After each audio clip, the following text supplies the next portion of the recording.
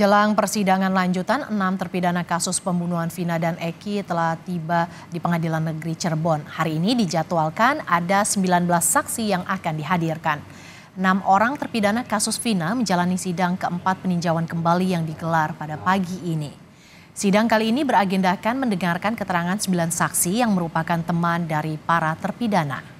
Para saksi dihadirkan karena dinilai dapat memberikan kesaksian bahwa para terpidana berada di tempat yang berbeda saat kejadian pembunuhan Vina terjadi. Kita bergabung dengan jurnalis Kompas TV, Vida Alatas, yang memantau jalannya sidang lanjutan peninjauan kembali di Pengadilan Negeri Cirebon. Vida, saksi yang dihadirkan merupakan teman dari para terpidana. Selain soal lokasi saat pembunuhan terjadi, apa saja kesaksian yang akan disampaikan oleh teman-teman terpidana ini, Vida?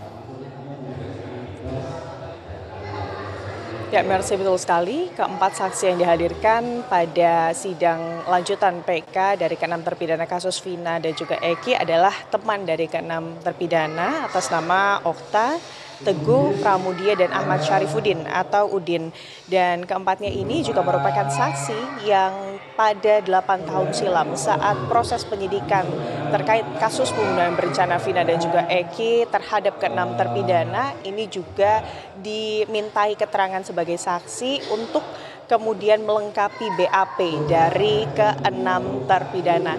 Dan tentunya Mercy dan juga saudara, hari ini selain terkait keberadaan dari keempat saksi dan juga kebersamaan keempat saksi bersama dengan ke-6 terpidana pada saat hari kejadian, tepatnya malam tanggal 27 Agustus 2016, yang juga diberikan keterangannya oleh para saksi ini adalah terkait dugaan-dugaan atau terkait adanya ancaman dan juga tekanan serta intimidasi yang kemudian didapatkan oleh keempat saksi pada saat keempatnya ini diperiksa di Polsek Talun pada 2016 lalu.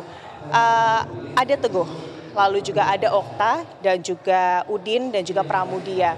Keempatnya ini menyatakan bahwa pada saat diperiksa pihak kepolisian ini kemudian menekan mereka agar kemudian bisa memberikan keterangan bahwa keempatnya ini sedang tidak bersama para ke-6 terpidana pada saat malam kejadian.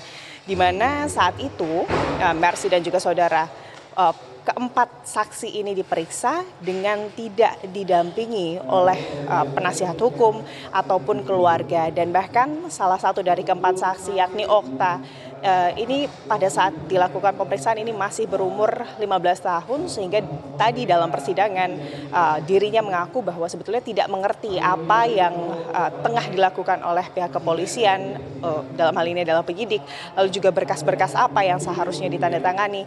Itu salah satu saksi yakni Okta itu tidak mengerti konteks dari apa yang tengah dilakukan kepada dirinya pada saat penyidikan. Dan juga ada Syarifuddin yang memang tetap bersikeras terkait keberadaan ke-6 terpidana dan juga dirinya pada saat malam kejadian, yakni tengah bersama-sama menginap di rumah kontrakan dari Pak RT Pasren. Dan juga ada Pramudia yang tadi dalam persidangan menyebut bahwa saat dia di Polsek ini memberikan keterangan tentunya mengikuti arahan dari pihak kepolisian, karena ia menyebut tadi bahwa jika kemudian dirinya tidak memberikan keterangan sesuai dengan apa yang diminta atau diperintahkan oleh penyidik dari Polsek Talun pada saat itu, dirinya diancam bahwa akan kemudian ikut bersama-sama dalam tanda kutip masalah yang akan dialami oleh ke-6 terpidana. Dan Mercy dan juga saudara, kalau kita melihat ke belakang tentunya pernyataan dari keempat saksi yang hari ini dihadirkan ini menguatkan pernyataan yang kemarin juga diberikan oleh ke-6 terpidana di hadapan majelis hakim pada saat sidang PK lanjutan, di mana ia menyebut atau mereka menyebut bahwa dirinya ini tidak berada di lokasi kejadian pada saat malam 27 Agustus 2016. Dan kalau kita melihat yang kemarin juga menarik, Mercy dan juga saudara, di muka persidangan ini kuncinya adalah kesaksian dari Rivaldi. Rivaldi ini merupakan salah satu dari ke-6 terpidana, di mana memang berdasarkan keterangan yang diberikan di hadapan majelis hakim bahwa dirinya sebetulnya ini adalah tersangka atau sebelumnya ini adalah tersangka dari kasus kepemilikan senjata tajam yang dirinya ini sudah ditahan 3 hari sebelum hari kejadian, sebelum tanggal 27 Agustus 2016. Dan pada saat itu Rivaldi dilibatkan oleh pihak penyidik untuk kemudian mengakui bahwa dirinya ini juga merupakan bagian dari komplotan pembunuhan berencana Vina dan juga Eki. Namun hal tersebut kemarin di persidangan Mercy dan juga saudara berhasil dibantah oleh Rivaldi dengan kemudian novum atau bukti baru yang diberikan atau berhasil ditunjukkan begitu ya di hadapan majelis hakim oleh penasihat hukum dan juga tentunya di depan atau di hadapan jaksa penuntut umum. Dan novum tersebut ini adalah berupa BAP dari Rivaldi pada tahun 2016 terkait dirinya menjadi tersangka kasus kepemilikan senjata tajam.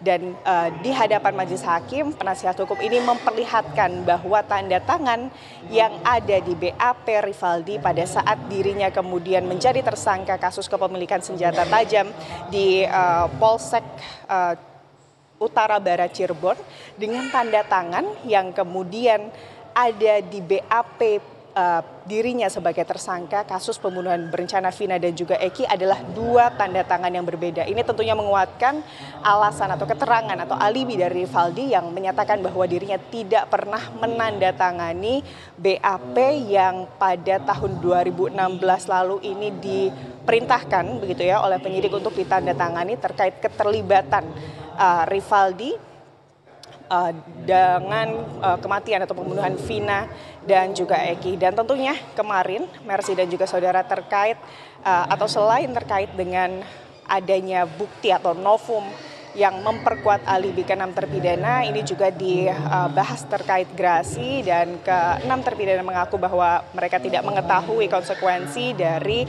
pengajuan gerasi dan itu semuanya dijelaskan lengkap begitu ya Mercy dan juga saudara kemarin di sidang perdana dari pemeriksaan saksi di PK lanjutan ini. Demikian Mercy.